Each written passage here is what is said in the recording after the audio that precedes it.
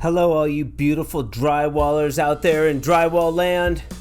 Welcome to a filthy episode of the Drywall Podcast. I'm your host once again, Nick Harmon. With us today, we have Steve Wessel of Whitby Drywall out of Ajax, Ontario. Steve and I immediately get philosophical, wasting no time, waxing poetic about art and music, and that conversation shifts over to the challenges he faced early on in his drywall career and maybe a dream of one day having his own talk show.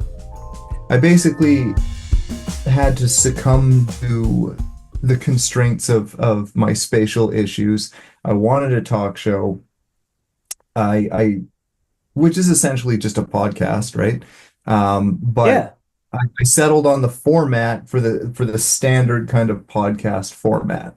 Okay. Didn't have room for the desk and all that sort of stuff, so it's two chairs. And I had this idea that it would be cool to interview people that nobody fucking knows. Yeah. And just have them tell their story and get them to do wild shit. That would be a lot of fun. I would watch that. We talk about Steve cleaning up in his younger days and a lot about running the tools and also a little bit about technique. We talk about the three-way. We talk about pre-filling and why he chooses Columbia over other brands in the auto taping world. We talk a bit about meeting the great Cameron Brown at the Fresco Harmony training at CSR in Toronto, and a lot about Fresco Harmony when, at the end of this episode, if you stay tuned, Steve turns the conversation on its head and interviews me a little bit about Fresco Harmony.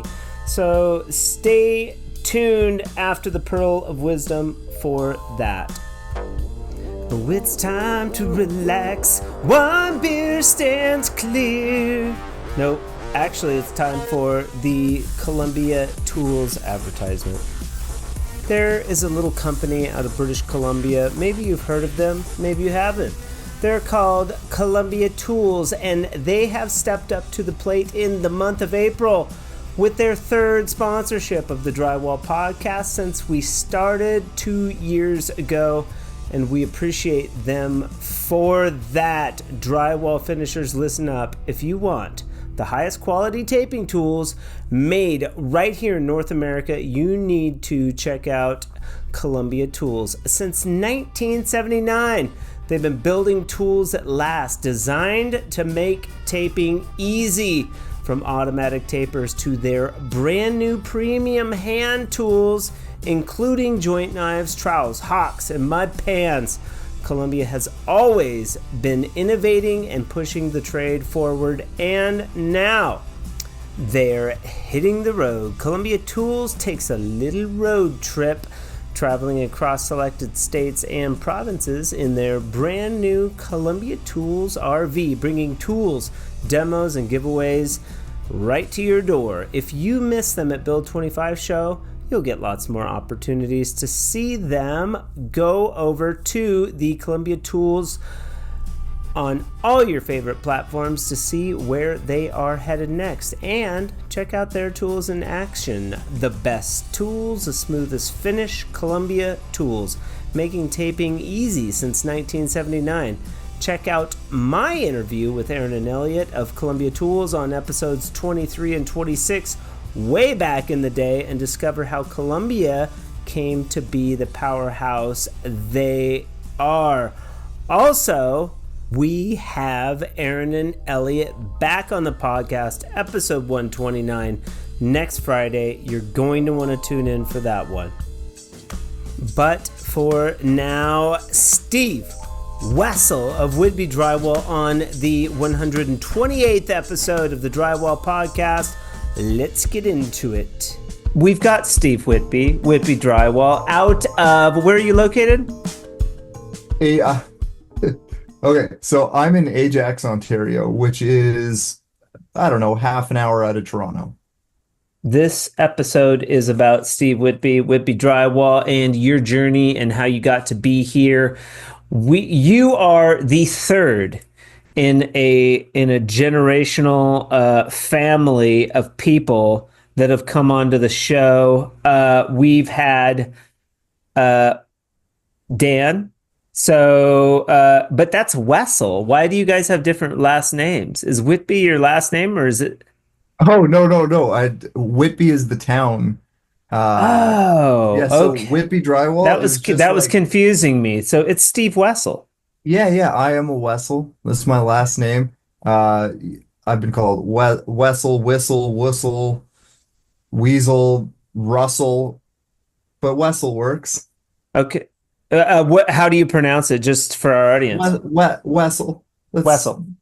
I think it, I think it has roots in German, but I think pretty well most whites probably have some form of tie back to Germany in some Okay. portion. Am I the only numbskull that thinks your last name is Whitby? No, no, all the time. Okay. All right. Just Some people call me Steve Whitby or just Whitby. It's like, hey, I have a name. Um, you Whitby. know, hey Whitby. No, no, it's Why did you name but you live in Ajax? okay. But Ajax Drywall was already taken.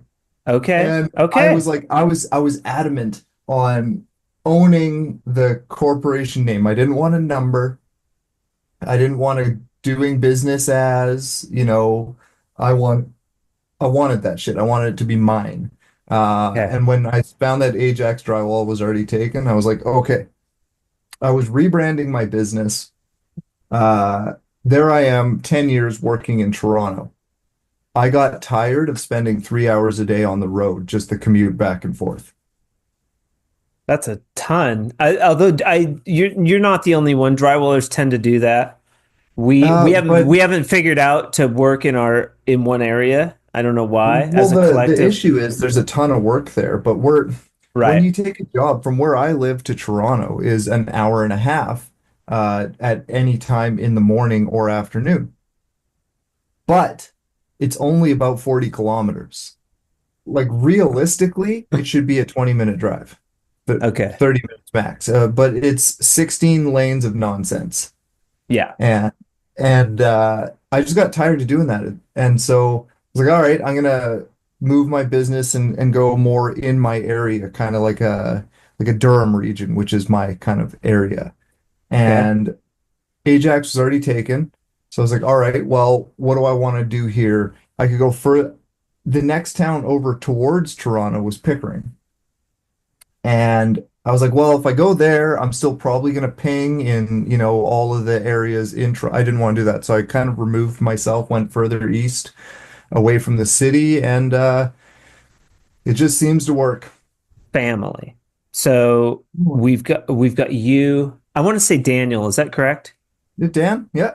Okay. Because I forget.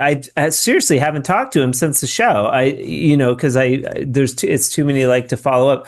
Great episode. If you are a Blue Steel, Yeah, yeah. fantastic. We talk about the Blue Steel, but then I turn him into Zoolander on his cover. Did you listen to that episode? I like a long time ago. Yeah, it was a Yeah, while it was ago. And then quite a even while. farther back, we had your dad, That's right. Royce and Steve, another Steve, with the The three-way. creator of the three-way. Yeah.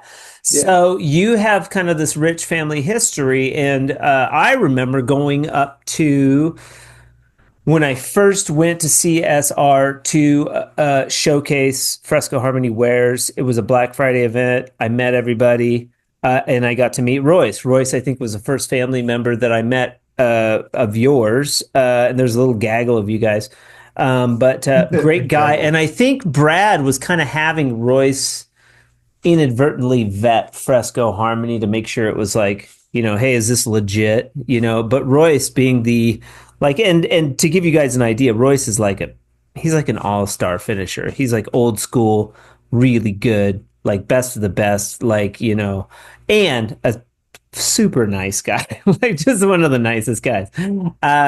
Maybe you agree, maybe you don't, but like I liked him. And he gave sort of a favorable review of Fresco Harmony. We got into CSR. They've done a couple jobs now, but Royce and Steve developed this little product called the three-way. We could talk about that a little bit too. But this episode is Right. about Steve, the third of three family members now that's been on the podcast. So that's kind of cool. Like, when did you start doing drywall? Was Royce like, you are not going to do anything else, boy? Get your ass in the truck. We're going to the job site. I'm going to have, and also, two-part question. There's more of you, Yeah. right? Okay. Yep. Yeah. So there are brothers, stepbrothers, adopted, whatever. Royce has raised a ton of kids. Like a hockey team. Yeah. Yeah, he's raised a ton of kids over the years. And Okay. us being Dan and I being a couple of them. Okay. Uh, Can the can we can drywall we was can we give an overview of the family members or no? yeah, yeah, for sure. So there's me, being the youngest, Dan, Okay. next one up. Then we've got stepbrothers Trevor and Shay, Okay. which Shout are out shout out to Trevor and Shay. yeah, and then there's also Zach, which is would be like a stepbrother slash adoptive brother kind of thing. And so they're much older than Dan and I. Okay. Yeah, Okay. so they're about 10 years older. Oh, okay. Yeah. And And then not to forget Josie. of course, I got to meet Josie. That's and Steve's man, mom at the last Black Friday. Beautiful. yep, Like just a great person. You got some good parents, dude. I did all right, I suppose. Yeah, you got lucky.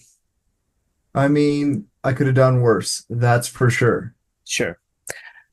Okay, so Dan and Steve are like, you're sort of the youngest, you're coming up, your dad's been in drywall for years.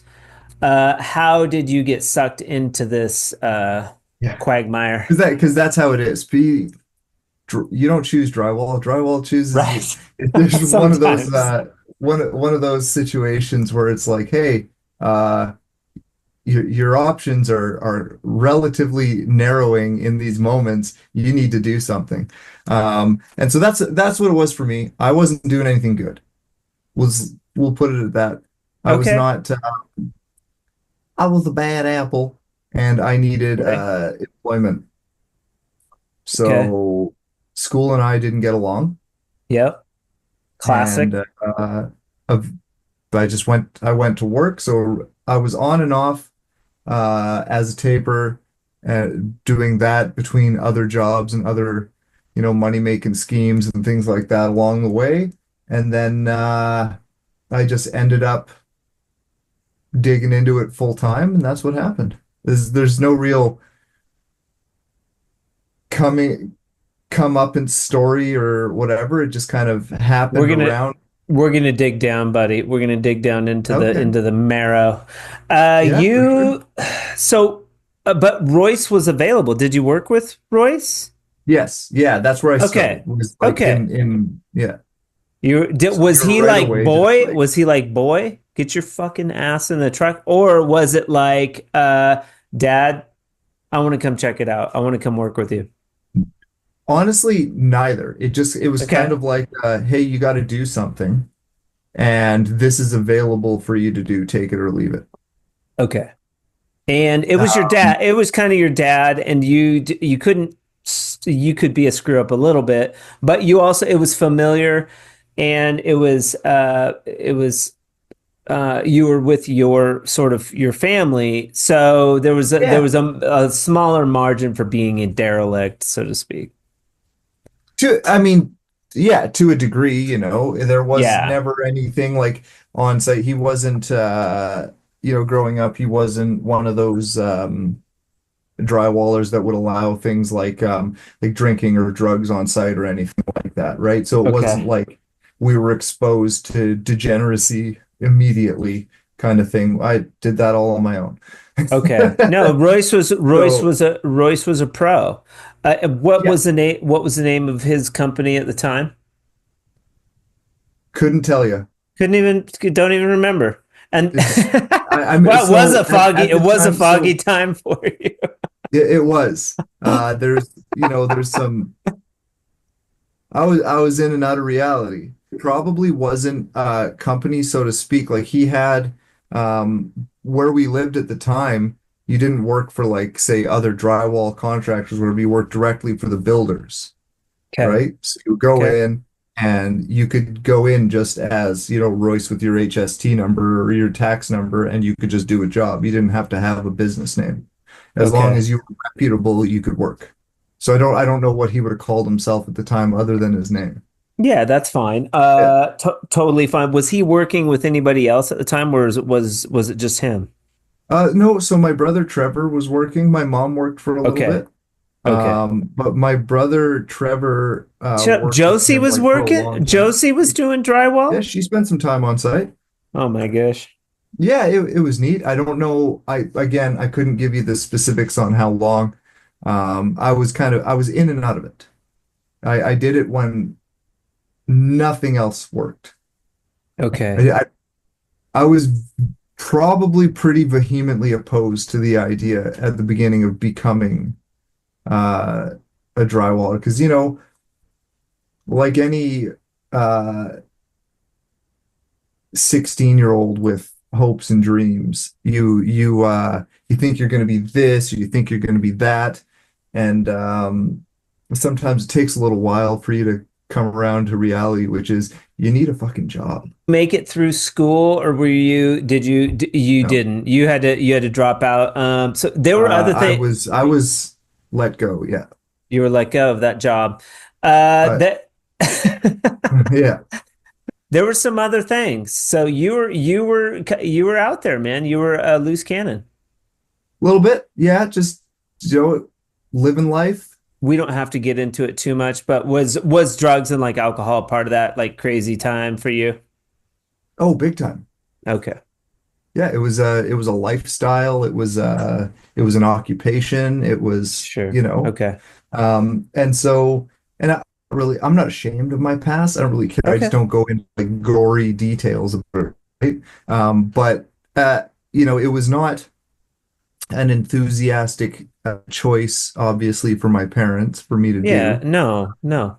Uh, Nobody wants to see that. So No. the door to drywall remained open as I Yeah. moved in, Yeah. Yeah, right? So that that was always yeah. sort of knob. And I mean, we're painting a picture here.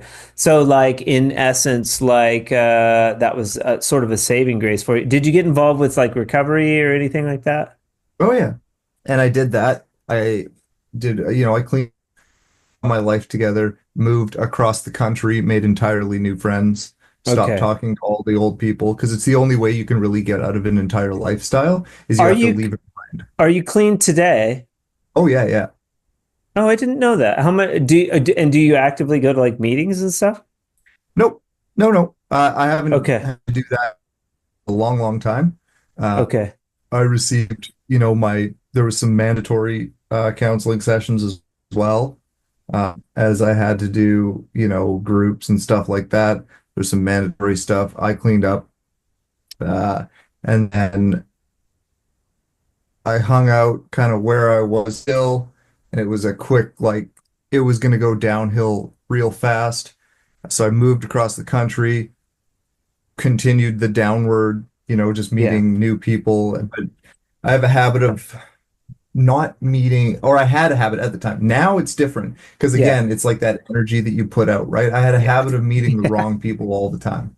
Yeah. Uh, and so I went through a transformative period where I Okay. had to discover who I really was too. And so I moved away again and I went up north from where we are now. Okay. And I tried my hand at some various things, but it always ends up leading back to drywall. Yeah. And yeah, it was just one of those I wanted to be a rock star. I played in some bands, all sorts of different stuff. had a whole ton of different occupations. I've pretty well been let go of every job I've ever had that wasn't drywall. When you're young enough, you have the luxury of making mistakes and having the energy to start over. Yeah. So I would encourage anybody to do that. Maybe not like the heavy mistakes, stay away from certain things, but like it's a time to go out and live your life. Yeah. From late teens to mid 20s, nobody really considers you as like a full on kind of adult anyways, right? So you get Yeah. out there, just do your thing and try to have some fun, try to get those experiences under your belt.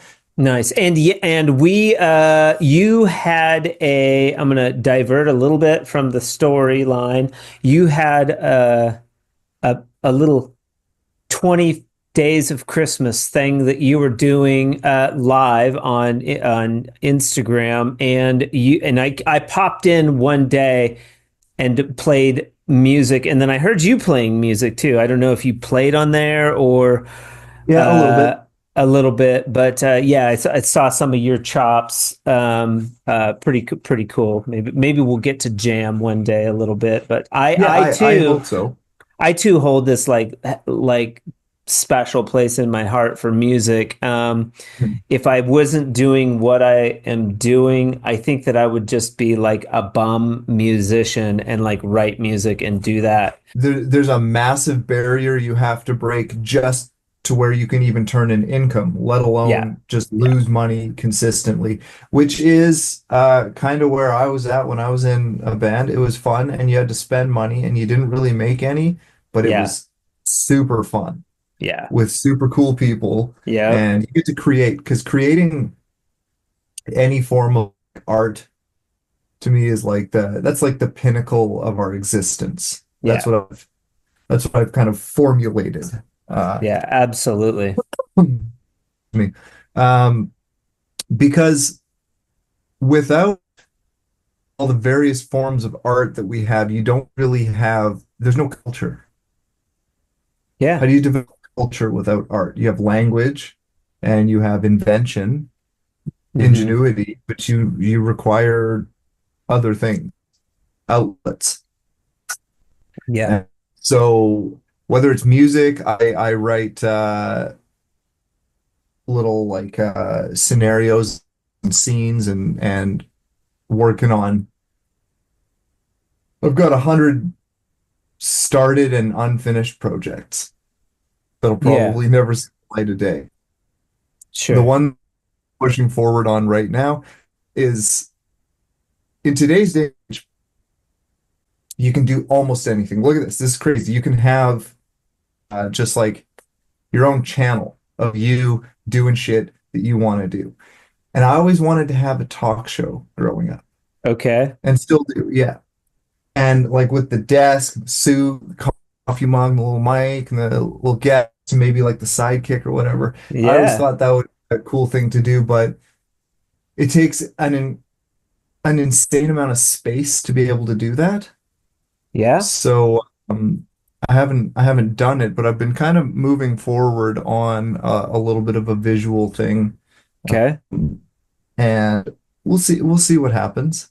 I basically had to succumb to the constraints of my spatial issues. I wanted a talk show.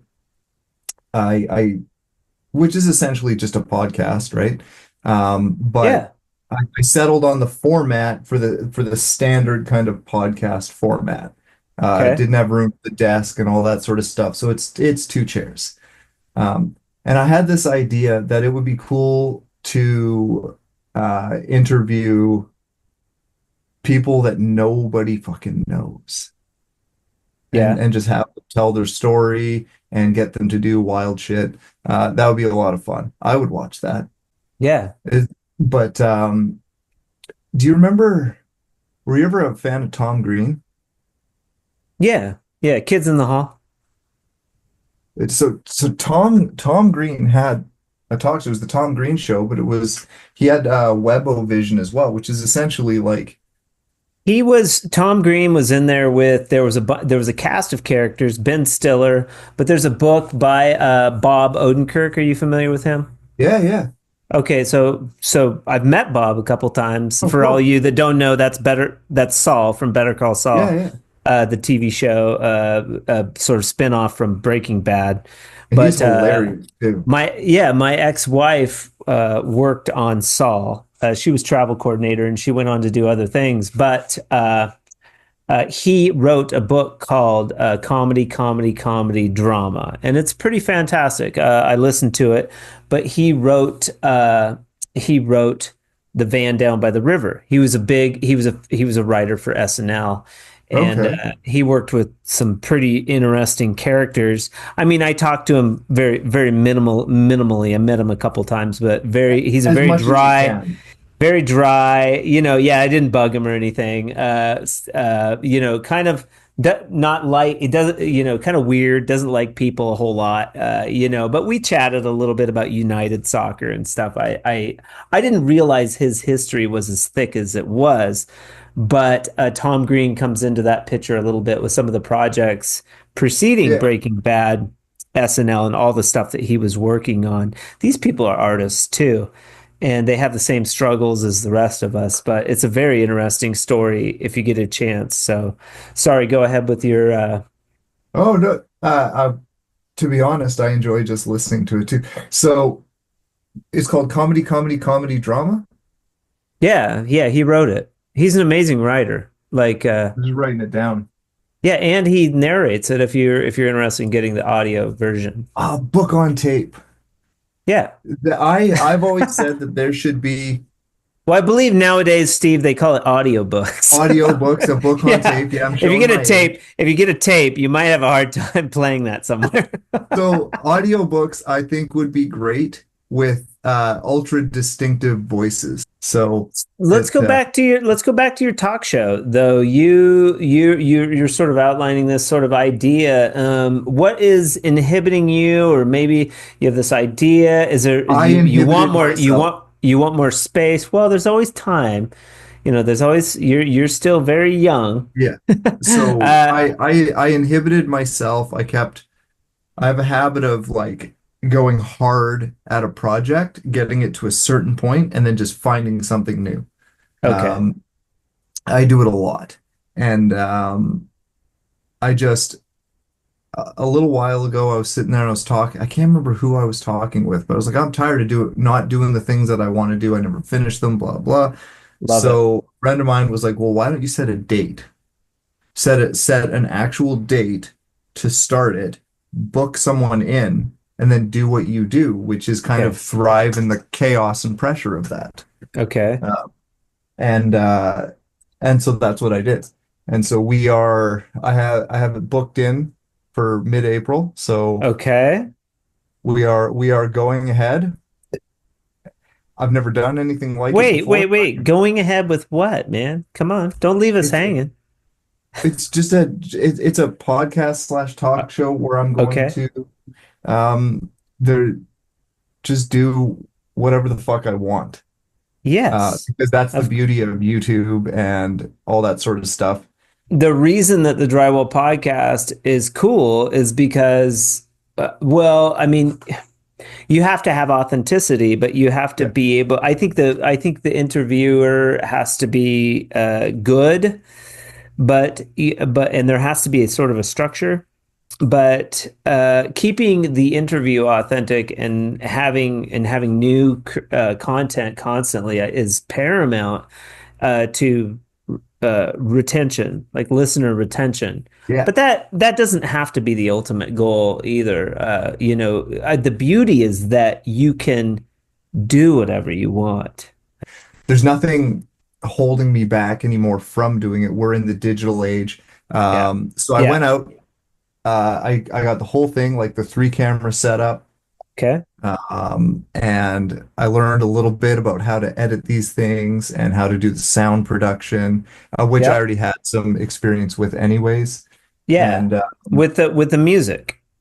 yeah, and so I just and so I write all these little scripts, and I thought it would be cool to do like a variety show, which is Okay. basically like an interview with somebody, but then also kind of maybe get them to do, if I can, get them to do something a little wacky in a skit or something on Love it.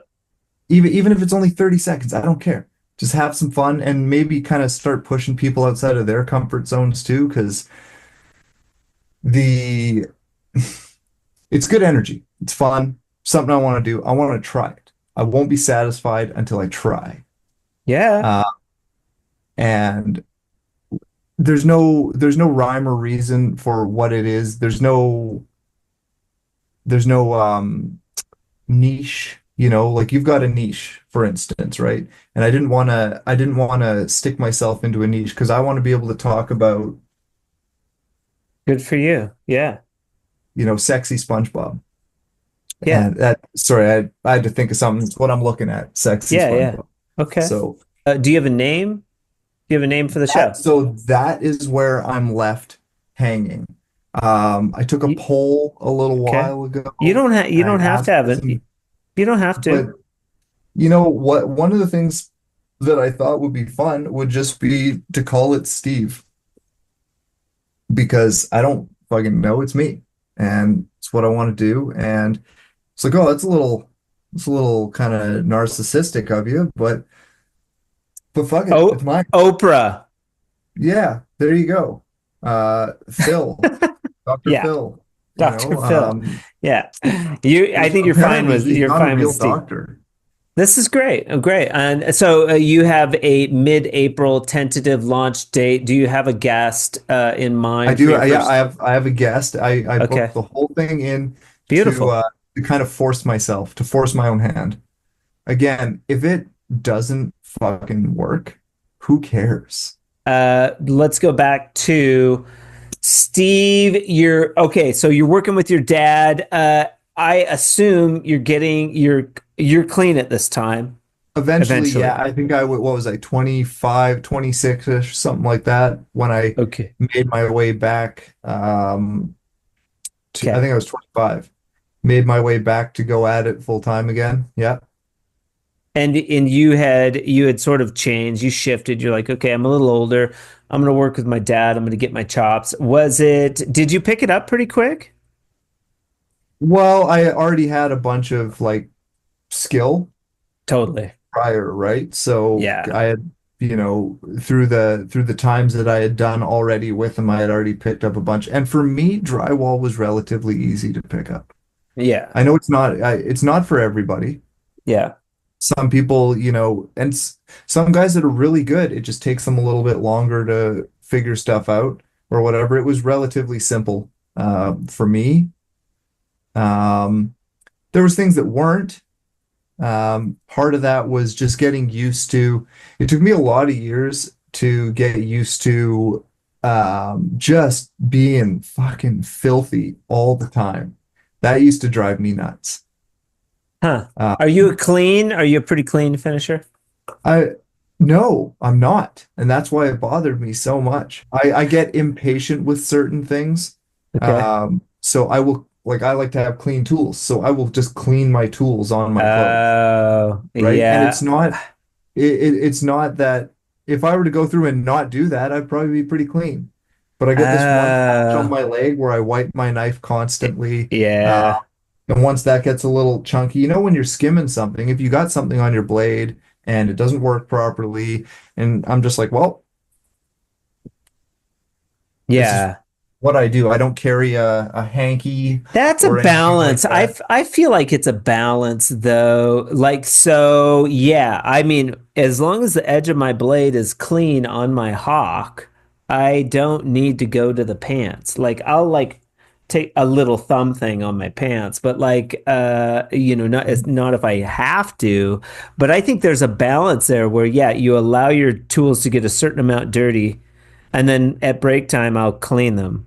I'll clean my tools twice at lunch and at the end of the day. Like, Yeah, I'm and you can get, but some people really have to have their tools clean constantly, which can be inhibiting. I more so I think it's just out of like the my willingness to want to just get the job done. that I don't really focus on being clean. Yeah. I try to Okay. keep as much of it off the floor, Okay. but like where some people like if a blob's coming down, I'll put myself in the way of it to keep it off the floor and then just scrape the mud off my clothes. Like when you hit like a Yeah. pot light or something and it's gonna come down, I'll let it hit me instead of the floor. You don't catch Uh, it. You catch it yeah, yeah, sometime. or if I'll just catch like, oh, I'm running my box, I'll catch it with my arm, like, Oh, and funny. just scrape, scrape, throw it off. And Um, how do you still are you still like do you still get distracted by being dirty? no, not anymore. Now I Not almost anymore. kind of like Doesn't matter. it's like I dabble in it a little bit. Like I'm a little hog just rolling in my own filth. Beautiful. Yeah. Uh, yeah. Hello and welcome to a filthy episode of the Drywall Podcast with Steve Steve the Wessel, hog. Steve Wessel of Whitby Drywall. Um, did was Royce running the tools? Did you learn how to run the tools out of the gate, or is he like old school hand finisher? So he's old school in the way that he teaches you. He That's for seems sure. he seems old school. Yeah, so it's like you know, you must spot 10,000 screws before you can move on to mixing mud or whatever, right? Picking angles, like picking Yeah. angles. He was probably like just crazy, like weird about angles because he invented the Yeah, three and way. some people, but so when it came to that, I picked up some skill that way, but for the most part, like machines, I was mostly self-taught. I just picked them up. They didn't really use them at the time. So Okay. I just picked them up and I just started using them. And then I got a couple of pointers along the way. I had mentioned previously before, there's a few guys that have given me some invaluable information as far as machines go. This guy, Doug, for one, was he showed me some pretty cool tricks. Like troweling is one of those things, like someone can show you how to trowel, but you got to figure that shit out. Like that's such a unique like I wouldn't say it's a personal thing, but it really is. Like I Yeah. can show you this is how I put the mud on and this is how I hold the hawk and trowel, but you really have to figure that out yourself. Did have What you? what do we got there in the background? I keep looking at it and I have to know. Uh right there. Yes. That's a Sears Silvertone. It's like a 1960s Sears Silvertone amp. Yeah. That is vintage as fuck. Yeah. I've been curious Yeah. what it was the whole time. Yeah, it's an old tube amp. That's dope. That thing's raunchy. I bet it is. There's nothing beats a, solid state's dope because you can crunch it up at low volumes, but when it comes to actual sound, you can't beat tube. Sorry. Clean finishing. You said that you didn't start out like Royce is old school. Um, but they do use the tools now. You use the tools, obviously. Let's like skip forward to, you learned like from one of the greats, Royce. Great finisher, so you probably are a really good finisher. I've seen your work, but it's always hard to tell online and shit. It's impossible to tell. you really don't know how somebody works unless you fucking work with them, Yeah, exactly. like ever. I And you can look at somebody's shit, but you can't, I don't think you can tell anything from like social 100% media. because you take a photo of the work Yeah. and then you could any it's like, oh, that photo doesn't look perfect. Let me turn the brightness up a hair. And then And it's perfect.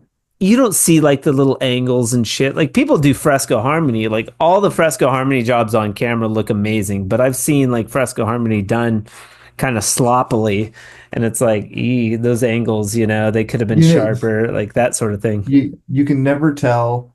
The camera is your friend as a drywall finisher. Yeah, yeah, You yeah. know, It it's ain't like having a light. no, certainly not. Um, and I guess it's one of the, it also depends like how critical are you are you capable of being critical of your own things, right? Because not everybody is. Not everybody you wonder like how can you not see that detail, but it might not even be, for me, I'm blind as a bat and I can see it, which means you can see it because you got 20/20 vision. So I think that some people are not capable of critiquing their own stuff well enough. Right. Like Right. I did it, now it's perfect. And so yeah, I've seen lots of work over the years and lots of good work and lots of bad work, and that's how I figured out how to do good work, I guess. Mediocre Yeah. work. Better than sloppy. I don't know what to call it. Yeah. I get by. Yeah. And then but you do use the tools. Do you use all the tools?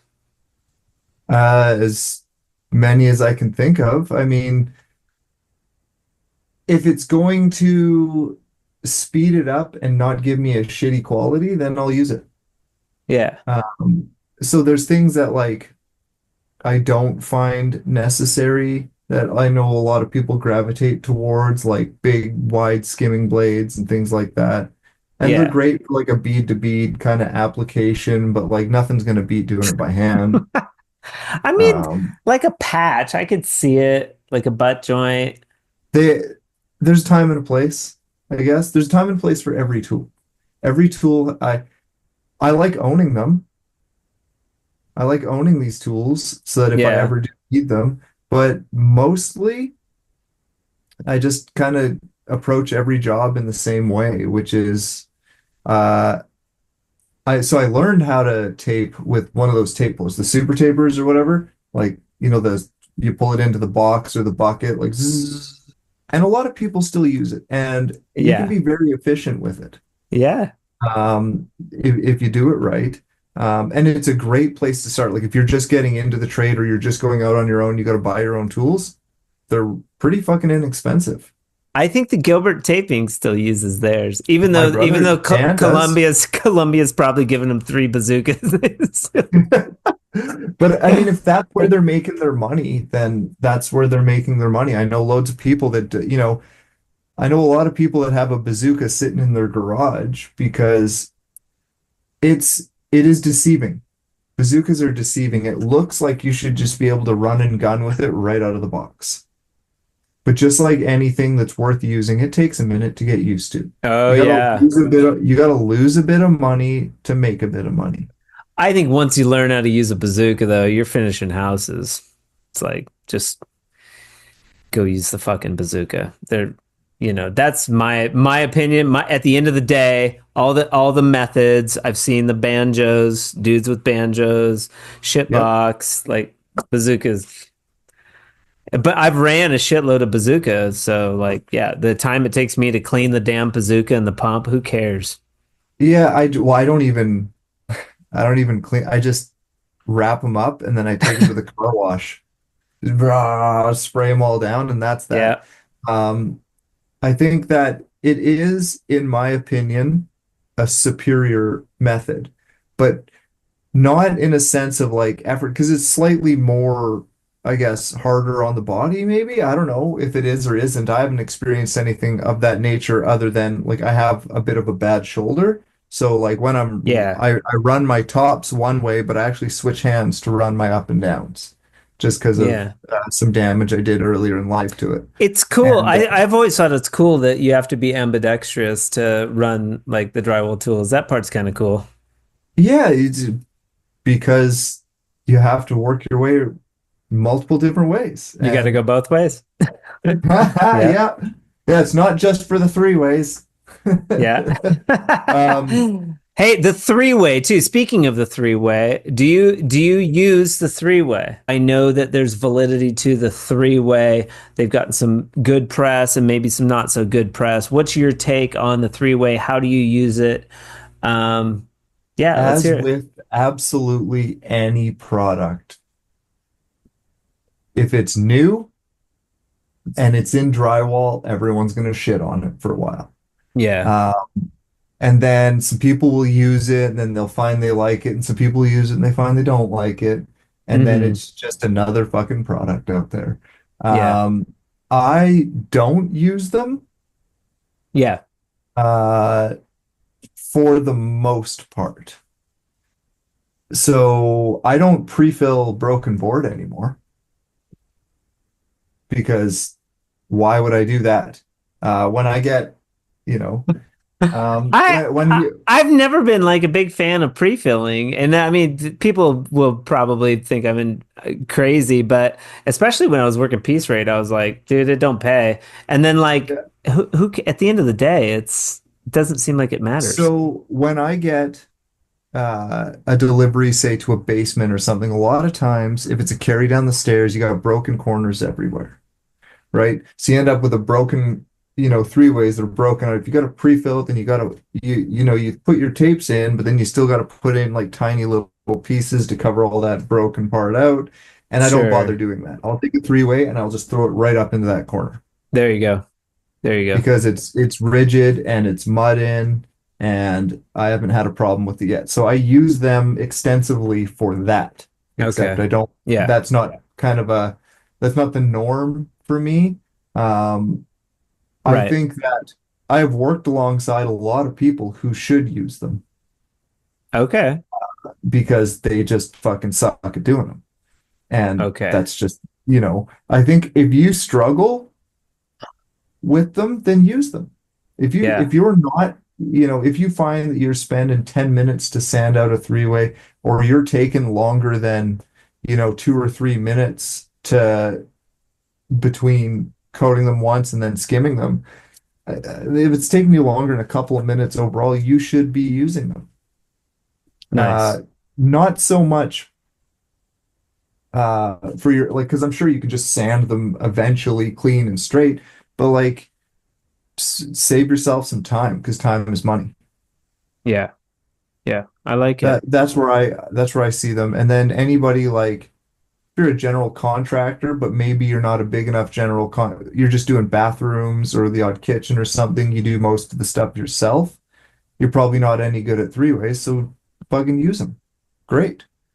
I think if you're a veteran of the game, you're a day-to-day finisher, especially in the subdivision, it's going to be impossible to get a guy like that to use them.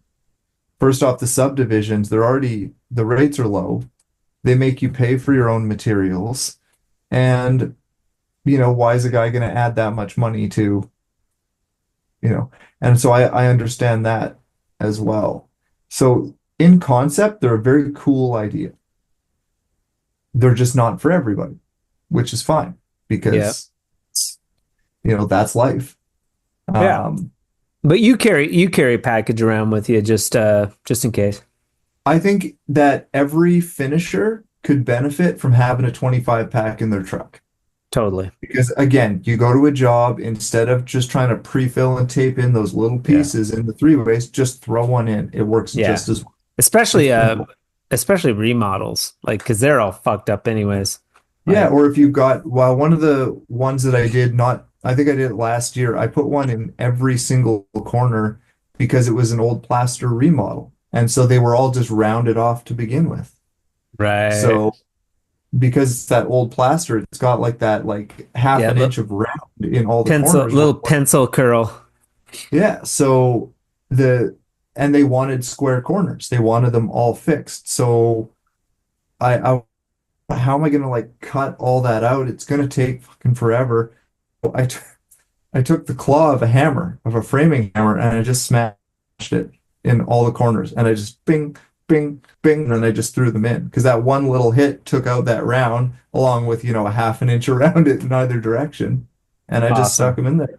Yeah, well, I think that again, everything has its place. Good answer. Good answer. And then you're running predominantly Columbia Yeah. tools. Why do you like Yeah. Columbia? I used to not have a preference, and then I thought maybe I was going to be an elitist on the North Star end. Yeah. But then I had used North Star, I'd used Tape Tech, I had used Appletech, Okay. and Columbia. A flat box is a flat box is a flat box. Okay. I'm just going to put that out there. That's They fine. all do essentially the same thing. Uh-huh. Um, but you know who's got maintenance and repair parts in every fucking store? Columbia. Columbia. Okay. I do not have to go. And for me, that automatic like win. I can go into any drywall supplier in my local area and they will have repair parts, replacement parts, maintenance Okay. parts, whatever. Um, when it comes to things like, so I think that they're probably at the top of the game for certain things. Um, I think that their angle heads that go on like the throttle box, like that whole setup, you're not going to beat that. Those Okay. things are dope. Um, the their team up with Graco, those automatic pumps are unreal. Yeah, they're pretty cool. And someone said to me that you don't know how much work you do until you don't do it anymore. And that's actually Yeah. Cam that said that to me. And Nice. because yeah, he helped me kind of set it up and get it. He took the time to help me put it all together when they shipped it to me and stuff. Wait, And Cam was in Canada helping you put a pump together? no, like he took time from his day for like a video call, and yeah, he's just a generous dude with his time. And showed me, because he's a pretty big advocate for using those things. Yeah. And yeah, it's crazy how awesome those are. And so, Yeah. Columbia obviously got their little faceplate audit, which was a great idea. Yeah. Um, Smart. what a like a killer branding. Those guys, they Yeah. understand how to hit the market. That's for Yeah. sure. Yeah. Which I envy. I think it's such a cool skill to have, Yeah. marketing and there. But like I use the tools because again, I can fix them at any given point. All the instructional videos online, I can rebuild all my own shit. Well, I don't have to lose it for a week sending it in somewhere unless it's major. I can just do it all. All the YouTube videos that they have of complete teardowns and rebuilds. Yeah. That's a win for me. That is why I kind of went full stop on that. All right. Good answer. When did you get to meet Cam? And we're talking about Cam from Cameron Brown from It's Your Man. Cam, the late great person that we all knew and loved. So the first time, the only time I met in person was actually when I met you in person. Was at the Fresco Train. thing at SR. But we got to speak, times, phone calls, that sort of stuff. And like Yeah. I said, he was generous with his time, Yeah. Yeah. which I really appreciated. Yeah. He's one of my absolute favorites, man. He's dope. And so Uh, I am forever grateful, but I'm grateful for anybody that's willing to take the time out of their day to to explain things. There's guys that make awesome content that is incredibly educational. There's guys that will um, take time to explain things to you that you don't understand. So anybody that does that, winner in my books, because a lot of them have multiple thousands of followers and stuff, right? They probably get a lot of messages like that. And I yeah. figure if they're taking the time to answer mine, they're probably taking the time to answer a lot of other people's, because they Yeah. don't know me from Adam either. And so yeah, I respect that. Yeah. And Um, lastly, Steve Wessel, yeah, Whitby Drywall. I like that. yeah. Your pearl of wisdom to bestow on the drywall community. What is it? It's a personality thing. Okay. Don't be a pretentious elitist asshole. Okay. Uh, and would I like to have something more, to do with drywall technique or whatever? Sure. But that's actually the big one that stands out in my mind is don't be an asshole. Everybody seems to want to critique the living shit out of everybody. You post a video, there's always going to be somebody that tells you you're doing it wrong or you're too slow and like fucking like Yeah. go away. Yeah. Uh, so yeah, don't be like that. There's tons of different ways to do a good job in this trade. So don't be that guy or girl, Yeah. whatever. Yeah. That is my pearl of wisdom. Don't be an asshole. Love it. It's challenging in the drywall trade because there's a lot of ways to make a smooth wall, and we have ample amount of tools and materials out Yep. there to achieve that, or not a smooth wall, as it were. As it Yeah. pertains to fresco, we're right in Yeah. between a level 4 and texture. It looks smooth, but if you shine a light down it, it's not. Like, It blew me I'm away that it was challenging. smooth to the touch, though. I'm challenging the paradigm of like, does a wall actually have to be perfectly smooth? And there's nothing wrong with that. you know. All right, buddy, Well, Steven Wessel, Whitby Drywall, that's me. out of Ajax, Canada. Ajax, yeah, Ontario. Ontario. That's what I'm looking for there. Oh, Yeah, and Apex, Ontario, Canada. thank you so much for being on the Drywall Podcast today. Yeah, Thanks let's for having me, keep man. in touch. Hopefully, I inspired you a little bit there at the end.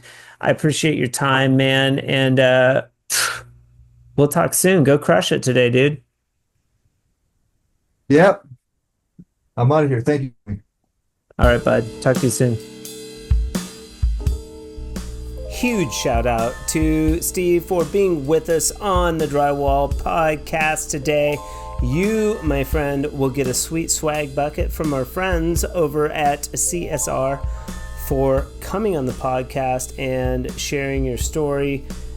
I appreciate it. I know our listeners appreciate it. If you'd like to come onto the Drywall Podcast, you can email me at info@frescoharmony.com and let me know why, and we'll get you on. If you haven't heard from me, keep bugging me. We'll get you on the show. I want to hear your story, and I know our listeners do too. Stay tuned after the podcast closes, and there will be an added bonus podcast of me and Steve talking about Fresco Harmony. Also, I'd like to give a big, warm Drywall Podcast shout out to Columbia Tools for sponsoring the podcast in the month of April. If you missed them at the Build 25 show, you'll get more opportunities to see them because they are on the road. Follow Columbia Tools on all your favorite platforms to see where they are headed next and to check out their tools in action. The best tools, the smoothest finish. Columbia Tools, making taping easy since 1979. Thank you for tuning into the Drywall Podcast today. I know you have a lot of choices when you go to tune into a podcast, and today I'm glad you chose this one. I hope that you all have an amazing weekend. Stay tuned for a little snippet with Steve and I talking about Fresco Harmony, and yeah, keep drywalling. Well, I think with your product too, it's going to really speak to people in the remodeling industry too, right? Versus like the new build, where Yeah. I remember you saying that you could go in to a house, say popcorn ceiling, trowel right over it and fresco right over it without any sanding in someone's house. When you think about it from the homeowner's perspective, Yeah, they that's a love it. pretty big maneuver. That's a big maneuver. Well, and the last job we just did was they did plaster, traditional plaster with lath and Hmm. like New Mexico, old school lath brown coat plaster system. Took 2 weeks, one wall. They took out the baseboard because it builds the wall out. Like all this stuff. They scratched the floor. The guy was there forever. Dust everywhere. I did twice as much footage for the same price. I was there 4 days. Stairwell, scaffold, 3 coats, go in there, prep it, get the base coat on in 2 days, and then second coat and sealer next 2 days. Done. I think 16, How did you 16 develop hours the total. idea? How did you develop the idea for the sealer? Originally, I was like, I copied the plaster guys. We saw these plaster dudes doing. They were putting on like Ocon, like a sponge with a round edge sponge, so that they don't leave marks. But when I started doing it, I was doing 2 coats of this sponge on water based acrylic, like because you had to seal Okay. it somehow. I was like, you have to seal drywall mud. It's not. It's too porous. It's just Yeah. soft. It was still soft, even when you're doing 2 coats of this acrylic water base, but it was kind of okay. Like, but Yeah. when you look down the side, you'd see these billowy, like sort of, sponge marks. And Okay. I did it that way for 2 years. And then I was on a project where we were covering up heavy adobe wall, and I had hired this stucco company to lath and brown coat all of these adobe walls. So adobe brick is like this heavy undulating brick that you see in the Southwest. Well, the homeowners, they had too much of it. The homeowners wanted it gone. And I think these guys came in and did it for $2 a square foot. Well, this company was using a product called Variance, much like Marmarino. It was like a Okay. Yeah. Yeah. acrylic plaster system. And I asked the owner, I was like, hey man, is there some type of a trowel on sealer? I want something more substantial to like seal the drywall with, And intrinsically, I just felt like there was probably something that was trowelable, that was heavy duty. Like that's what You Fresco had to Harmony. search far wide for this product, Well, and you he landed on no, it where? he was like, yeah, use Modern Masters Top Coat. This stuff, Modern Masters made a product called Top Coat. They still do. And I used that for 6 years. I would do a sponge coat and then I would do the top coat. I did that for years. So 2 coats of mud, 2 coats of sealer, 4 coats total. Whether you're going over existing texture or new level 3 drywall. And finally, I did a project up at my sister's, and I just got rid of the sponge sealer because it was such a nightmare. You had to have this container, and if you're doing sealing, is dripping on you, and I hated it. And finally, I was just like, "Why the fuck am I using this sponge sealer?" And I like divorced it, and I just did a job, and I tried just using the trowel sealer. And what happened was the sponge sealer was disallowing the trowel sealer to seep in, I was like, fuck, dude, not only is it faster and I get rid of this whole medium, but it works better, like using this trowel sealer. Okay, so fast forward, now I got the system down to 3 coats. So then fast forward, I they changed, like Modern Masters sold to Glidden or something, like these big companies combined, and the product changed. The top coat was starting to flake, and like if the slightest bit of cold air blew on the wall, it would flake. And Okay. it had this ammonia smell that was just Oh, gross. nauseous. It was Yeah. horrible. Like they were putting some type of weird ammonia in, so like you couldn't even do a bathroom, and it But like you it don't went. want that. You don't want to put that in people's houses either. No, no. They're And gonna so get still, upset. it was still like a water-based product. But then, funny enough, I talked with the manufacturer of Variants, like out of Albuquerque, my competitor, and I was doing an exterior product, and I was like, "Hey, man, do you have any type of sealer that I could purchase from you guys and private label?" And he's like, "Yeah, we actually do." And the rest is history. I was like, get me a little bit to try. And then I started buying. He was like, I'll give you a discount if you buy 10 gallons at a time. And I started buying 10 gallons. Now I'm buying 2 Now you drums. don't have to use that stinky ammonia based.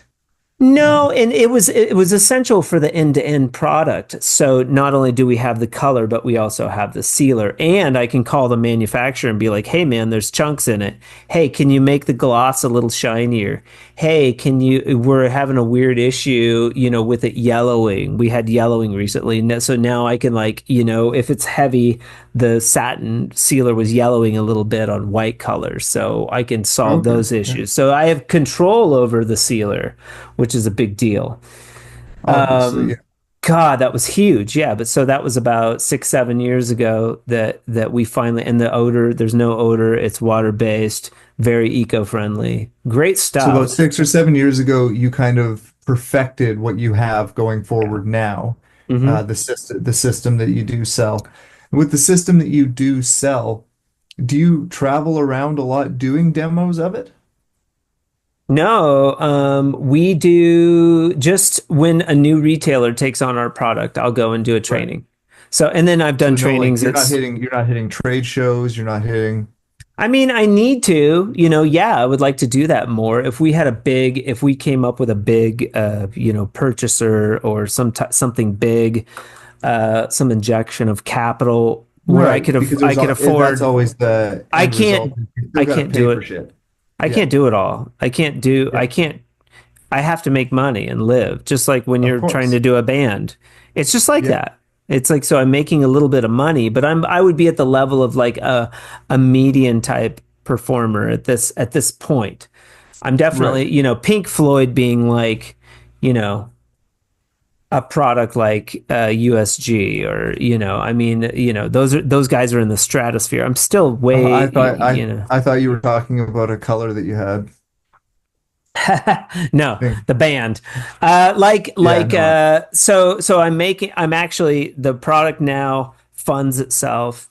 We're doing well. We're getting more people all the time that are loving the product and stuff, but I still Yeah, need, I would need a large amount of retailers, more retailers and more I would need to generate more capital to be able to just travel around, you know.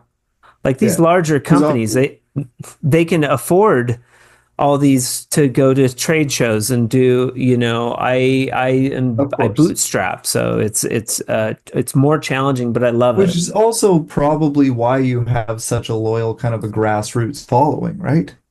Uh, Yeah, because of that bootstrapping, that getting out there, making sure that yeah, your network people, uh, which I think is important to the development of any company. But then you get to a point where it's like, yeah, you that next level requires fucking money, like a yeah. significant amount.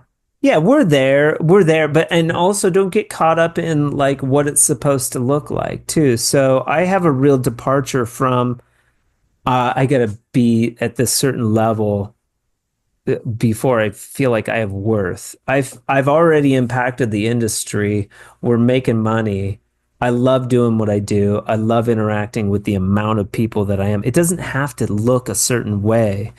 To me, just, taking care of what I have to take care of is awesome. Watching it grow from here is just, icing on the cake. I'm already like blessed. I think, having gratitude and for the people that are already using the product and watching it grow from it because it's not always going to work out. You do all these different things and Of course. like very rarely does something work. Like the podcast ended up working, which was weird. I didn't think it would. But I try lots of different things to find ones that work. I'll send it out here, I'll send it out there. I'm going to partner with this guy. Oh, this person wants to send me a trowel, and not like poo-pooing any ideas. Maybe just trying everything.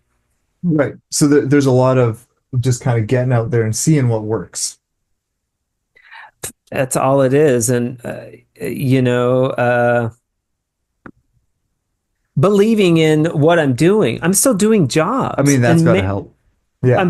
I have to pay rent. So I go do a job in 4 days. I can make 3,500 bucks. Like Yeah. in the back of my mind, I'm like, every fucking drywaller should be selling this shit.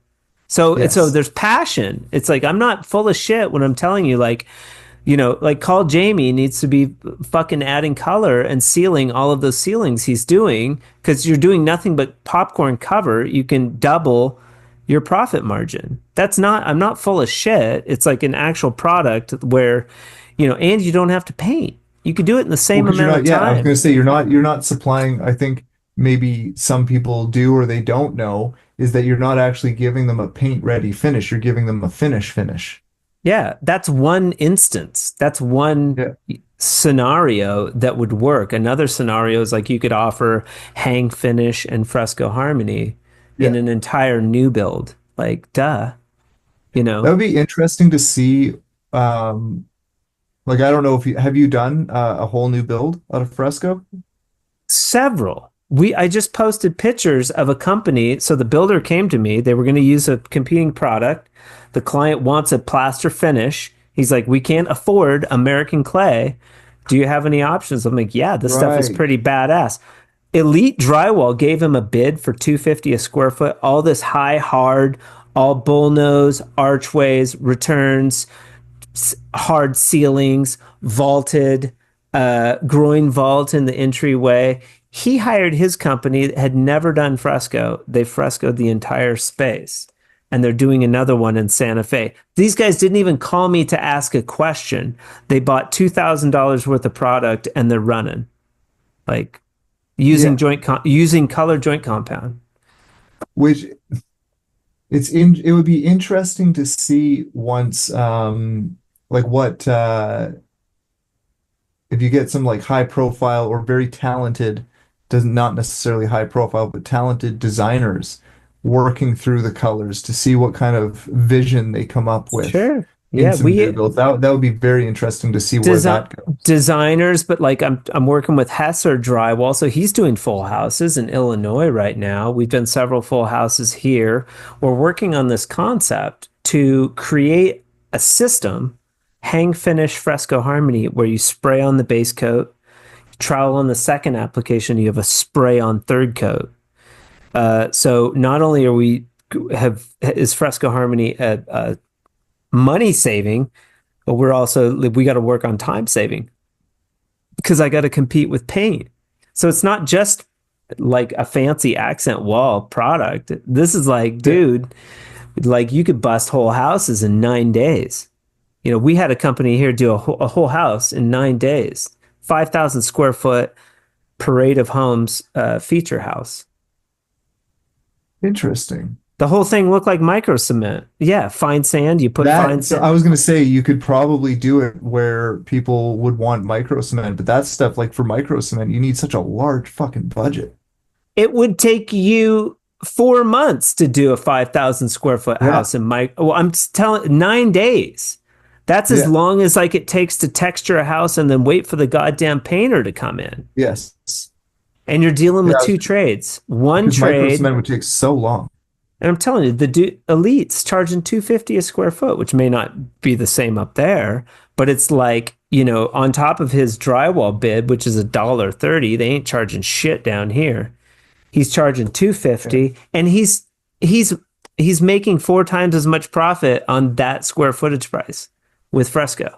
The builder's Yeah, getting that's wild. plaster finish.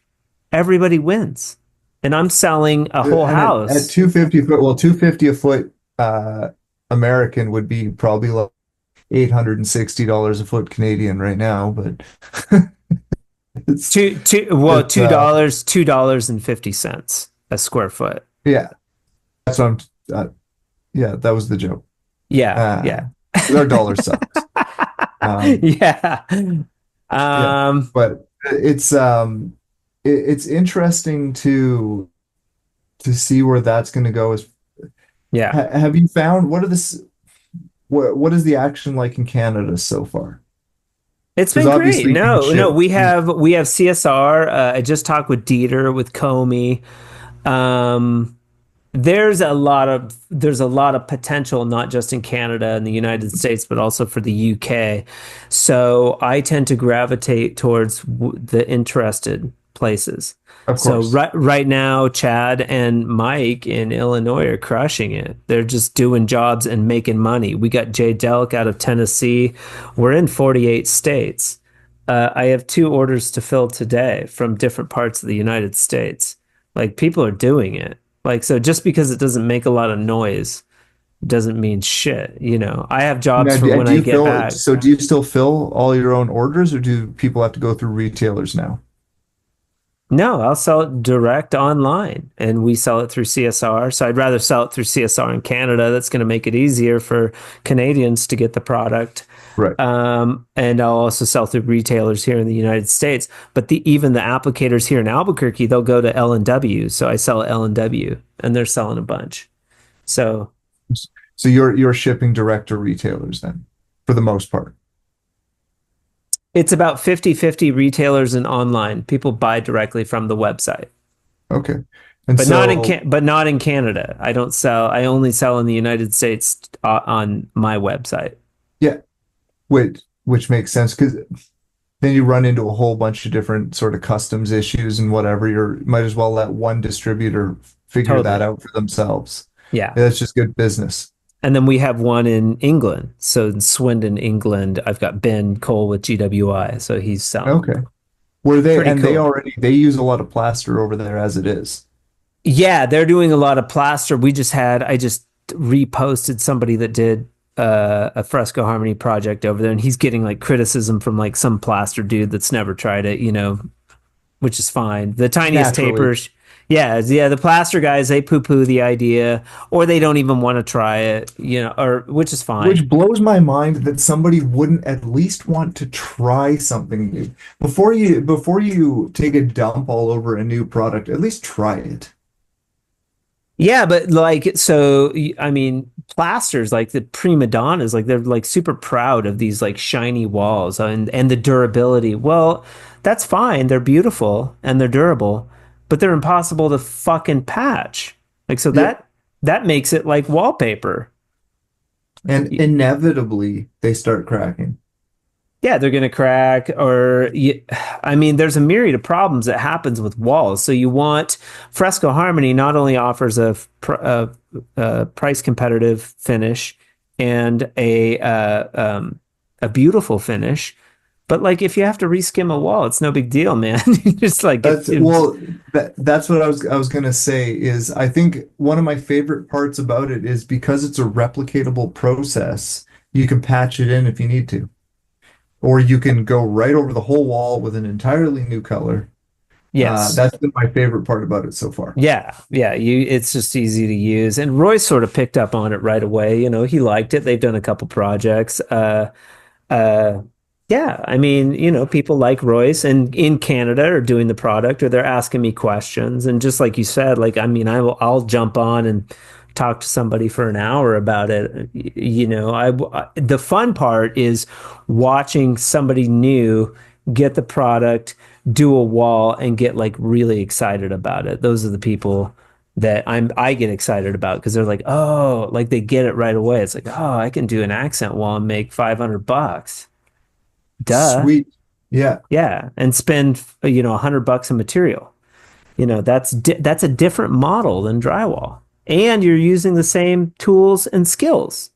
And Yeah, you're the not skill saying set's you don't have to 100% sand. You transferable. don't have to sand. Get a sanding dust all over everything. Which, I mean, let's be honest, nobody likes. People love to brag about how much they sand, and you see the dusty sanding pictures. But yeah, everybody hates sanding. At the end of the day, it's like, yeah, it's fun to brag about how much you sanded that day. It's horrible. Like, I don't The like it. long term, there's nothing good about it because No. as good as your mask is, you still have drywall boogers.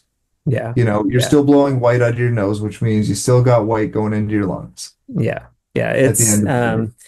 I just was like, why does it have to be perfectly smooth? How come it's okay for a wall to be perfectly smooth and then another wall to have shitty texture all over it? And I get it, you guys don't have texture up there, but we Yeah, have texture down here. People are doing texture in new construction. I'm like, there's a ton of what? it. Why is that okay? Like It's that's okay. Or it has to be perfectly smooth. Like, why can't I just make a wall kind of smooth? You don't see it looks smooth. how often is somebody shining a light down the wall? I mean, and still at the end of the day, I'd rather have Fresco Harmony than a painted textured wall. Even a smooth finish is kind of boring. Because of the character. Yeah, because of the You get tired character, of looking at the same color. or it looks like plaster. I mean, it has energy. It changes the energy. A lot of the Mhm. plasters they're doing nowadays are earth tones. They're these like earthen, soft, subtle textures that look exactly like Fresco Harmony. Like every plaster company offers a product that's muted and earthen looking that looks exactly like colored mud. And every time I see it, I'm like, well, that applicator could have saved, a tenth. They could have paid a tenth of the cost for that same product and just used a bucket of joint compound and dumped a color pack in it. Is there any product that it doesn't work with as far as like drywall compound goes? No, no, essentially it's designed for all-purpose joint compound, Yeah. not quick set, not plaster. It's designed for ready mix joint compound. 1 unit. If that unit is 4.5 gallons, great. If it's 3.5 gallons, fine. You can use whatever product you're used to and you love, as long as you use the same base product every time and add one full color pack, you're going to have color consistency. That's your base medium. After that, you need to seal it. Well, we sell a sealer too. You seal it, and if you don't like it, you can go over it. You don't have to prep your wall with some sort of fancy bonder or primer. You just go right over it. It's no Because an problem. all-purpose will stick. It sticks to anything. Yeah. Yeah. Yeah, we use all-purpose right now to, well, when we're doing big walls, just to laminate, and it sticks drywall to concrete just fine. So I've gone over brick, cinder block, wood paneling, wallpaper a bunch. We've done projects over wallpaper. Some guy was just asking me about going over wallpaper. He posted a picture from Canada 2 days ago. He was like tested a wall. Client's blown away. Blown away.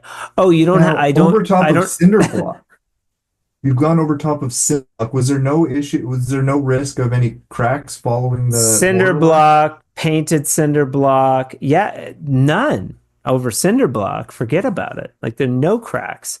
And then if you are worried Right. about it, we've used the 3 foot fiberfuse sheets, and Yeah. you can reinforce a whole brick or cinder block wall with fiberfuse. But I've just gone over it with regular 90-minute quick set, a whole cinder block wall, and then go right into your Fresco Harmony 3 coat. Well, folks, there you. I mean, I Was could talk, it's like a yeah, of course broken you can. It's record. a yeah, but it's not just your business, it's a passion. So I was genuinely just to kind of squeeze some of that out of you. No, I appreciate it, man. I mean, we don't have to talk about Fresco. It does come up a lot on the podcast, but the whole inspiration for the podcast was like Whitby Drywall is getting ready to do a Fresco job, and you call me up. This is what we blab about, and I was like, this should be a podcast. Like, we're talking about drywall, we're talking about substrates, we're talking about textures, how to make you money. At the end of the day, there hasn't been a product created for drywall that actually makes the drywaller money. You can, okay, so check this new bazooka's got all these fancy bells and whistles. Ooh, a new skimming blade. Ooh, you made this extra. It I'm serious. Like, you're never going to make more money than your square footage cost for drywall or your patch costs. All of a sudden, now you have another item in your treasure chest, this thing called the color pack, where you Mhm. can create an accent wall with very little effort, and you can offer something to your client that's going to make you money. I make money selling the product. But like at the end of the day, like this is designed to help you make money. It's pure gold. This man is blowing up Yeah. Fort Cox. I mean, it does, and so intelligent drywallers have sort of figured it out. And also you have this resource, me, that's going to help you do that. I'm going to help you sell it. I'm going to talk to you about going over substrate, like whatever you need. Like I'm here to help you be When successful. but when you see all these people and they're out there and they're using it, and you see those ones that kind of just like make you take a step back, like it's gonna be a proud moment, right? You Oh have, my have to have God. Oh yeah, my you God. got Yeah. a feeling of pride inside, like you're wearing that, like holy fuck. And also, we've had that are just like, oh my God, I'm looking for a way out. Like drywall is just drywall, dude. Day in, day It's out. just fucking drywall. It's That's what I fun. say. Adding color and doing accent walls and hoods and fireplaces is fun. It's You're fast. breaking up the monotony of it all. We're bringing color to the monochromatic world of joint compound. You're using the same skills. You're just like taking them to another level. You know, it's like drywall mud on steroids. All of a sudden, it's like, oh, I can offer like a whole living room for you know, and make an extra $3,000 on this job. Like that's cool. But that's definitely cool. That's cool. Yeah, it's cool as fuck. That job that I just did in 4 days, I made $3,500, Steve. 5 color packs, 1 gallon of sealer. So a gallon of sealer is $100. 5 color packs is like $125. So I had 300 on the high end, $300 in materials, $3,500 job. That's unreal because we're all in the same position, right? We don't do this because we couldn't find anything better to do. We all need money. Yeah, At the end of the and day, it that's was what we need. the clients are blown away. She's sending me a deposit for 500 for the next phase. This is the same homeowner that did plaster on one wall, paid $3,000 for the plaster, nightmare. They're like, I wish we would have found you before the plaster. Like that was such a nightmare. And so now she's sending me a $500 deposit. She's like, okay, our next budget is only 2,000. I'm like, great. I'll give you $100 off your next phase, man. And that phase is going to take 3 days, and I'm going to make $2,000. You know, I'm going to have So 12 hours. 12 hours, dude. I mean, I'm fast at it, but I'm saying yeah, even if I was on that job for 24 hours, it's still good money. That's at $4 a square foot. So let right. me remind you, I did twice as much footage as the plaster for around the same amount of money. I asked her, I was like, how much did you pay for this wall and plaster?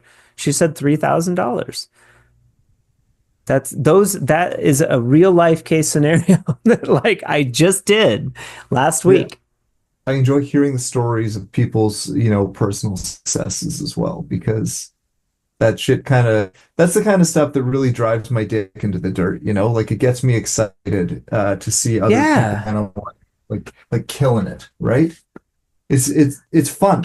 Yeah, and I wouldn't even say killing it. I mean, if I was like just building my Fresco Harmony business, it'd be way bigger by now. I've been distracted with the product, selling the product. So Mhm. like, honestly, I don't make money selling the product, really. It makes enough to be able to sell the product, just like a It band. becomes a self-sustaining Yeah. unit, sort of, Yeah, so to speak. if I was in a band and I made enough money to travel and fund my travels and be able to pay my rent, that would be really successful. Like, Hugely, but yes, you're not especially in a making band. money. You're not making Yeah. money. You're just like you're making enough to fund what you're doing. Just to be able to pay your rent and your bills and fund your traveling as a band, you have to be at such a high level. It's Right. fucking crazy. Right. Okay. So picture this, like my first year in business selling product, I made $500. Like I should have quit 11 years ago. I've been doing this 20 years. I've done over 1 million square feet of colored joint compound walls. So why the fuck wouldn't I try to what part of me would think that this doesn't work in any capacity? To me, it blows me away that this isn't a cornerstone of drywall, that people aren't just doing this on a regular basis. And granted, like they will. Dude, it'll shift. Like color joint It compound will be a thing.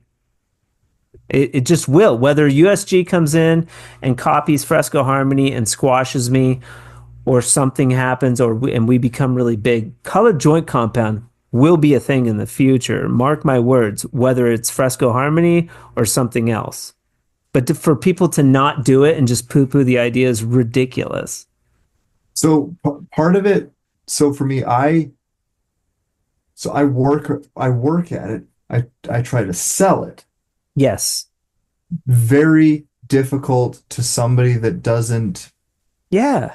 that they can't see beyond the lines of, this must be painted white, Yeah. And I all mean, white. a lot of the conversations that I have with applicators is around sales, but it's all energy. It's all Yeah, attitude. Fresco yes. Harmony goes well anywhere you like beautiful walls. Like it's not an area. It's not So confined to an area. no, yeah. So where I am located, I'm in a u unique position as far as like population goes. It's probably the only reason I still live where I live. In the greater Toronto area, I think once you outline all the different like townships that are in this kind of GTA, I saw something around like 9 or 10 million people. Um, Yeah. Do you have it's home shows in your area, Steve? Yeah, actually, so the Toronto Home Show just sent me 2 free tickets. I'm pretty excited to go to it this summer. Free tickets, you should have a booth with 3 giant walls showcasing Fresco Harmony. Like, if you really want to do Fresco Harmony and if you really want to make money doing it, you go to the Toronto show, you pay $1,000, you will leave with 100 leads. You could just do Fresco if you wanted to, and you would double your profit margin with a fraction of the amount of work if you were really into it. Yeah, I mean, that would be challenging. Yeah, it would be easier because you're making more with less amount of energy. I don't do anything other than Fresco Harmony. Like I've been kicking around the idea of I not. don't I don't Um, do drywall. I don't even do patches. I give them to Jack. Like I don't even care. Like I don't even want to do them. I only want to do Fresco. Like why not the margins are great. I can go in and bust it out. I don't well, really again, want to yeah, do. like you said, you've got to a point where you can do it so quickly now too. Yeah, I've done so much. Just like Yeah, drywall. You get yeah, fast at it. I go in and prep a works. house, prep it, and I can throw on like 2 or 3 walls of base coat. Next day, finish base coat. Day 3, second coat. Done. Out of there. When you say prep a house, what are you prepping? Like the floors and stuff? Masking, dude. It's like, yeah, Yeah, yeah, you gotta like most of the jobs that I do are existing homes. So I go in.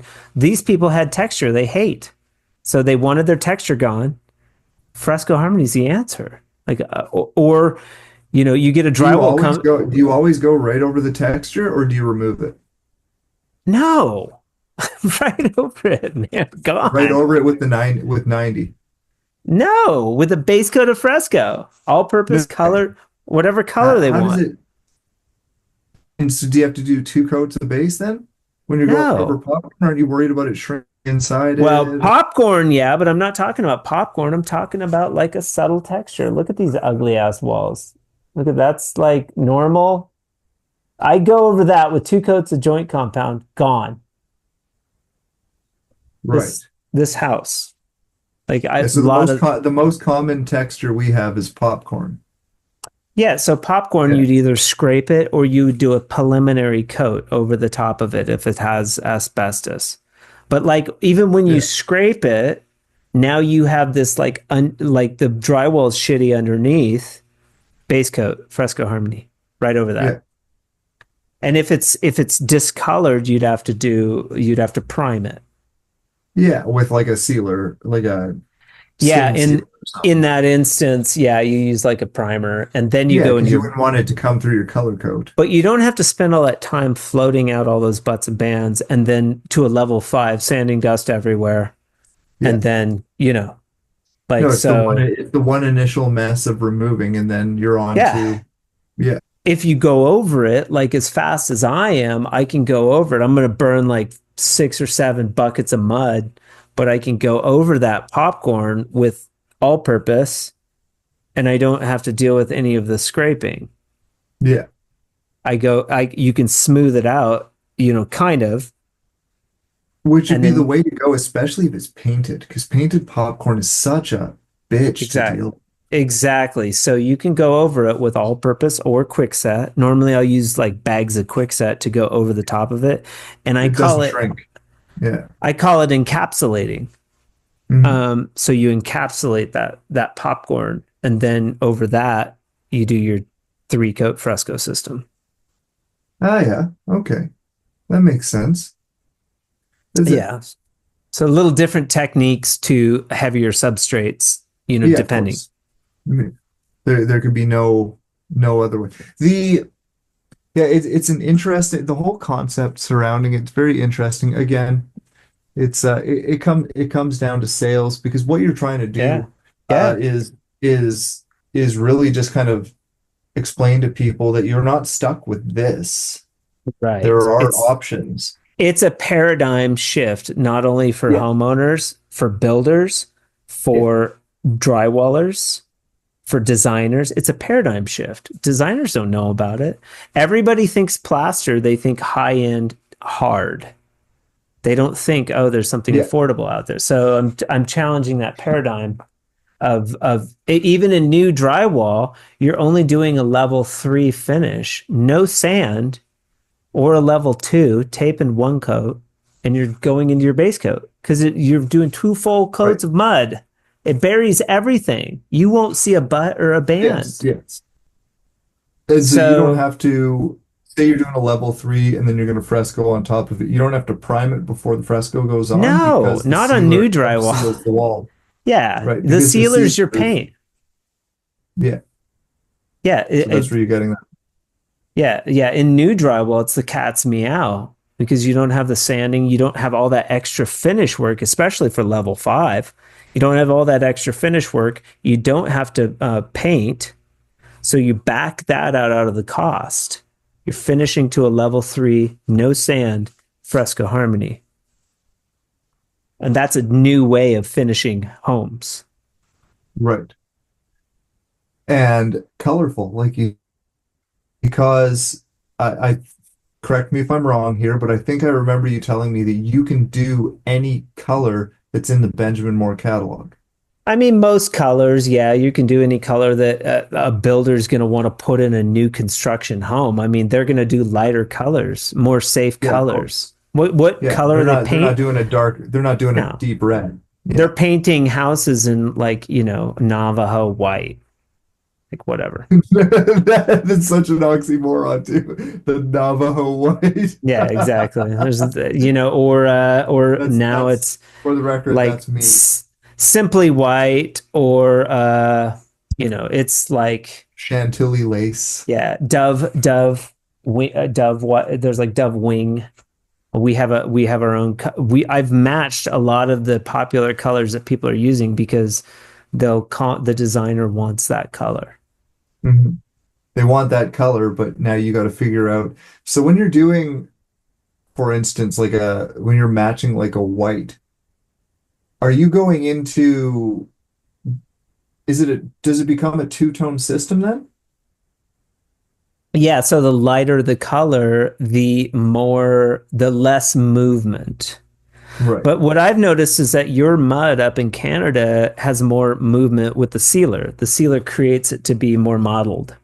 Mhm. It's different for different muds, but yeah, you're still going to get a tonality effect. Any fresco you use, but the Right. lighter the color, the less tonality you get. But it still looks like a plaster finish. Not a big deal. Yeah, so whites are, and they're moot because whites are so, with fresco, the color line is very safe because they're all earth tones. Mhm. So, Yeah, I would figure that the more colorful you get, it might actually be a little more easy, like an easier project, to do, right? Once you're getting into those really like lighter tones, it might become a little more. well, yeah, the more volume you do, you're only choosing like maybe you're choosing an off color for the ceiling. You're doing like, Yeah. Patterson snow on the ceiling and gallery pearl on the walls. You're not doing 80 colors all over the house. You're doing one or two colors, two or three, maybe you do an accent wall. But your palette is just that job that they just did. They did Merriman beige on the entire house, that one color. One color, and that's cool Walls, because you said ceilings.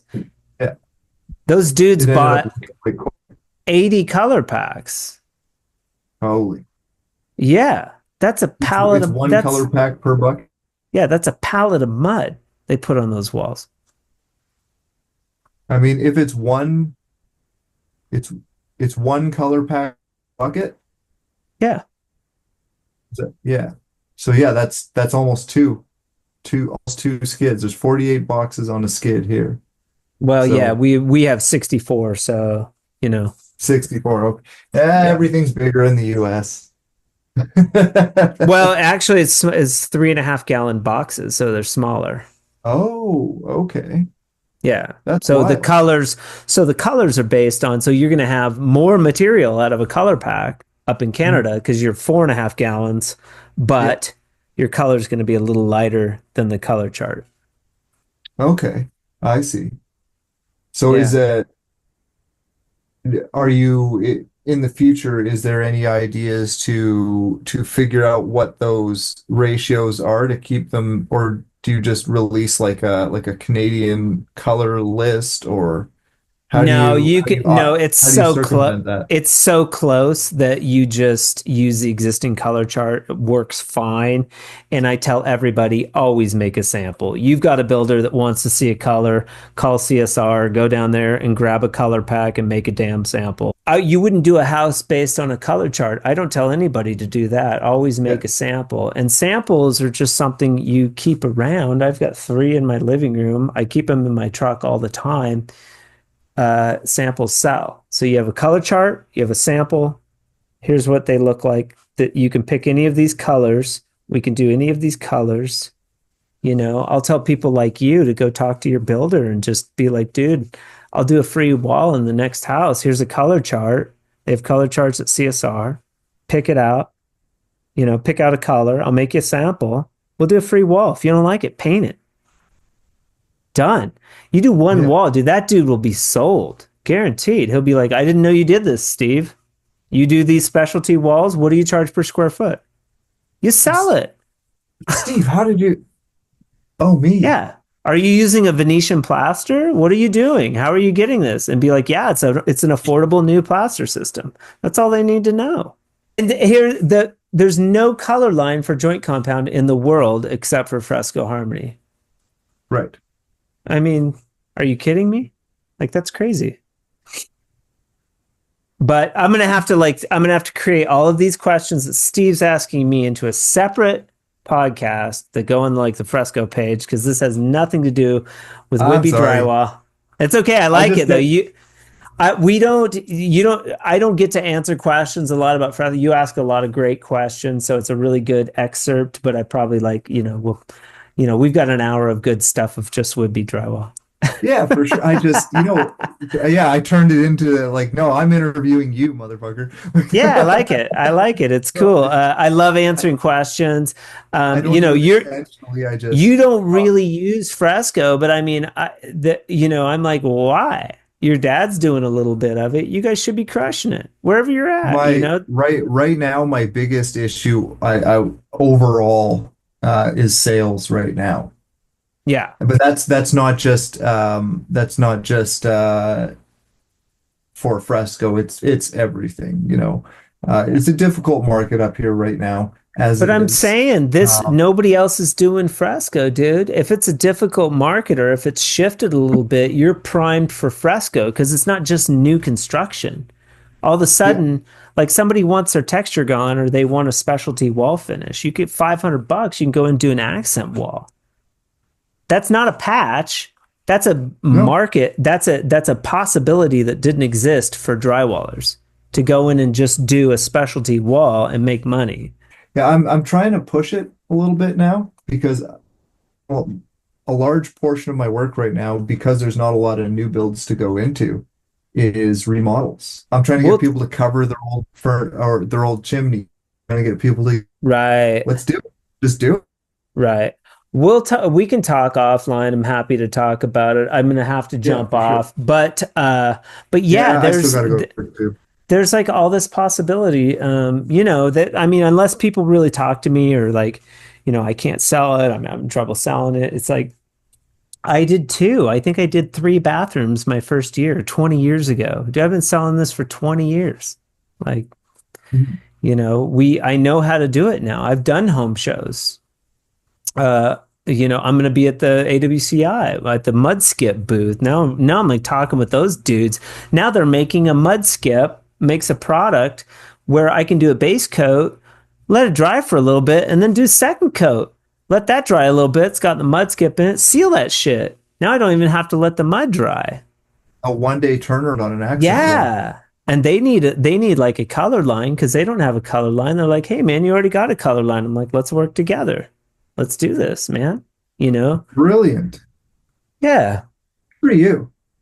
We'll see. But also good for everybody if they're looking for the change. Yeah.